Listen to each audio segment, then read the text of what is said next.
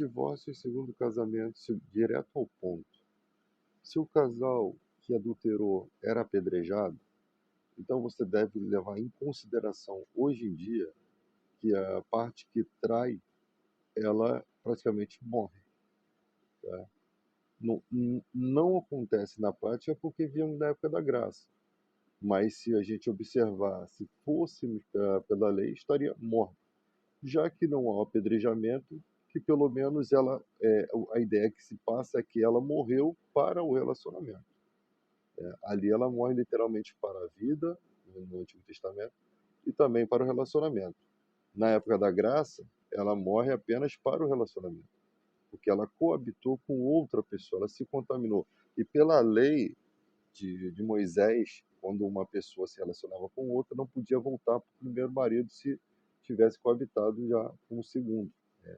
Então, quando Moisés ele permite carta de divórcio, observando que as mulheres estavam sofrendo mais, né, a opressão do machismo da época, né, quando se observa isso, Moisés adapta uma lei por causa dos seres humanos, né, dos erros humanos. Como a questão do sábado, né? O sábado não foi feito para o homem, por causa do homem. Então, por causa da pessoa, Deus adapta, permite que se adapte leis em benefício ou em prol dessa pessoa. Tá? Por isso que os discípulos, quando colhiam milho lá, a lei dizia que o milho que estivesse lá sobrando no chão, poderia recolher para comer, não para levar, mas para comer ali, para saciar a sua fome. Então, em todo tempo, as leis de Deus, ela pensa na questão humana, né? E seria desumano a pessoa sofrer a traição e ainda ter que passar o resto da vida na solidão. Ainda mais no contexto judaico, onde os filhos eram uma coisa muito importante, mais importante do que os dias de hoje. Então, é só a gente fazer a análise e perceber que não precisa fazer toda essa firula, toda essa volta, né? Com Paulo aconteceu na igreja a questão de a pessoa convertida ser abandonada pela não convertida. E Paulo disse que aquela pessoa não está sujeita à servidão porque Deus nos chamou à paz. Ou seja, o que Paulo está falando? Se aquele homem perdeu a mulher foi embora, que paz que ele teve? Se Deus nos chamou à paz, que paz que ele teve? Ele poderia ter paz casando-se novamente com uma pessoa da mesma fé, né? Tendo filho, família, que mal teria nisso? Se uma pessoa não foi a que cometeu o agravo, que mal existiria nisso se a pessoa está com a mente livre? Até porque o casamento antigamente era arranjado, né? A ideia do casamento é que se unam e vivam felizes para sempre.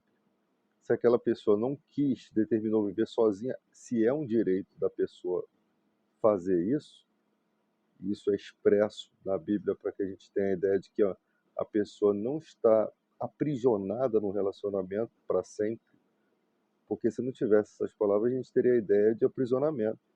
Você não pode separar, você tem que viver com ele dessa forma, sendo um agressor, sendo um estúpido, né, sendo alguém mal para você. Não, mas existe essa palavra que mostra que a pessoa pode viver só, se ela quiser, tá? Se afasta do agressor e vive só.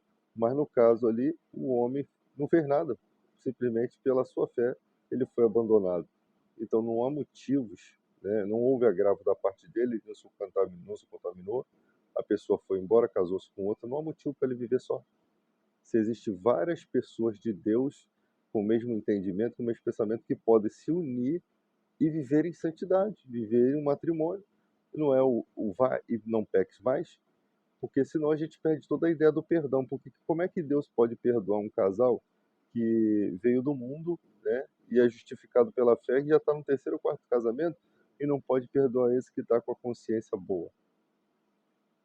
Até aquele que erra por vontade própria, se quiser seguir para daqui para frente um relacionamento correto, Deus vai ver aquilo como com bons olhos. Porque essa é a razão pela qual Deus quer que a gente se converta, né? Para que se mude pensamento, se mude ideias. Coisas que não tem como consertar mais, como Aquela pessoa que se você separou, casou-se com outro, você casou com outro, não tem mais como consertar isso. E se não tem como consertar, segue daqui para frente. Assim como a pessoa comete um crime, não tem como ela reparar mais aquilo. Então, tipo assim, o crime dela vai acompanhar ela o resto da vida? Não. O poder do perdão de Cristo está aí.